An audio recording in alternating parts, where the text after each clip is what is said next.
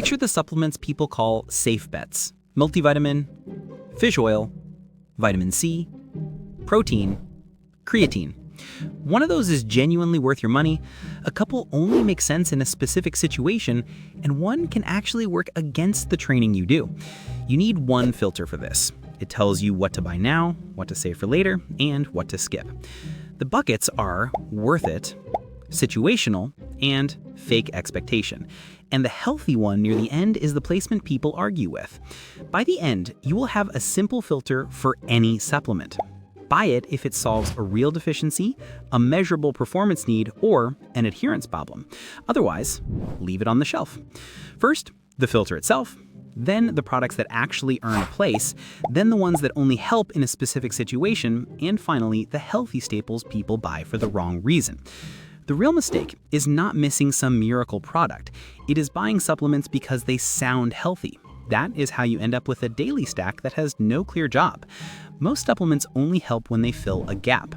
No deficiency, no performance bottleneck, no consistency problem, and there's often nothing meaningful for the product to improve. So here's the 10-second filter. Before you buy anything, ask one question.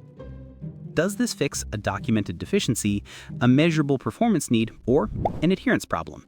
If the answer is no, skip it. That is the whole rule. Use that, and you stop buying on vibes and labels and start buying for results. And the first thing that actually survives that filter is not the flashiest one.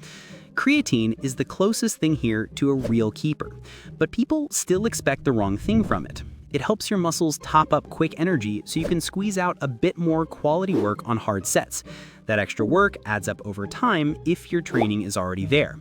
With resistance training, creatine gives you a small edge over time. Think small lean mass gains over months, not overnight size. That matters, but only if you're actually giving it something to support. If your training is poor, creatine has very little to work with. So creatine goes in worth it if you lift consistently and train hard enough to use it. If you bought it hoping the powder would do the lifting for you, that's the wrong job. If you could keep only one for your own training right now, is it creatine or protein powder? Now, compare that with protein powder, because this one helps for a completely different reason. A lot of people treat protein powder like a special muscle builder. It's not. The thing that matters is total daily protein. The powder only matters when it makes that target easier to hit. That's why it can be useful and completely unremarkable at the same time. If your food already covers your intake, extra shakes don't turn into extra muscle just because they came from a shaker bottle. And if your intake is low, one scoop that still leaves you short hasn't fixed much either. Here's the useful way to think about it. Protein powder is a convenience tool. It helps when your schedule is messy, your appetite is low, or you're dieting and trying to keep muscle while calories are tighter. Once intake is covered, extra usually gives you little back. Protein powder belongs in situational. Use it when it helps you reliably hit your target. Don't treat it like a magic product. If this already saved you from buying a full just-in-case stack, that's worth a like. Now for the bucket people get wrong most often. Vitamin D, magnesium, fish oil, multivitamins. This group has the strongest health halo, so people buy it by default and assume that means progress. Sometimes these are useful. That part is true. If you are low in vitamin D, they can solve a real problem. If your diet is missing key things, if blood work shows a shortfall, or if food intake is genuinely hard to cover, they can help too. But that is the whole point. They solve a problem. They're not automatic muscle, strength, or performance boosters just because the label looks responsible. People go wrong when they buy them without a reason. You build a little background stack, spend money every month, and see no real change from it. A multivitamin without a real need usually changes nothing you can see or feel. So, this group stays in situational. Buy them for a clear reason. If you cannot name the reason, leave them alone. And that brings us to the one people defend the hardest, because it sounds so obviously healthy. High-dose antioxidant stacks, usually big daily vitamin C plus vitamin E, are the healthy pick that can backfire. This is the one most people place too high. Training does not just damage muscle.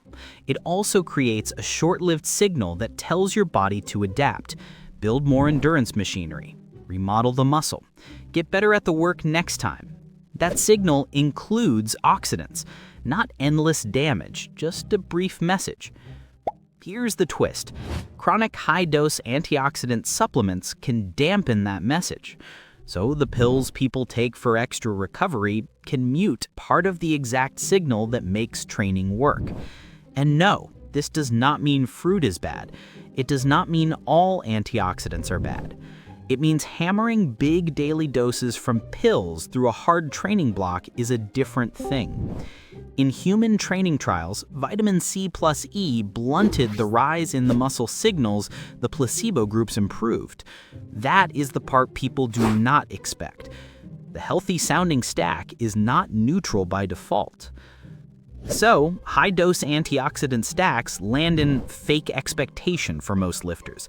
Do not run big daily vitamin C plus E doses year-round during training unless you have a real medical reason to do it. Otherwise, you risk paying to soften the adaptation you wanted. If you like fitness explained this way, consider subscribing. So, how do you use this without turning it into another complicated rule set? Simple. Build around food and training first. Keep creatine if you train hard enough to use it. Use protein powder when it helps you hit the target. Make the health pills earn their place with an actual reason you can name. Most supplements are not good or bad on their own. They either solve a real problem you have or they don't. If a product can't point to a deficiency, a performance need, or a consistency problem, it probably doesn't belong in your routine. Quick board recap. Creatine? Worth it. Protein powder? Situational. Vitamin D? Situational. Magnesium? Situational. Fish oil? Situational. Multivitamins? Situational. High-dose antioxidant stacks? Fake expectation. The whole video comes down to one rule. Stop buying supplements for the health halo. Buy them only when they solve a specific problem you can actually name.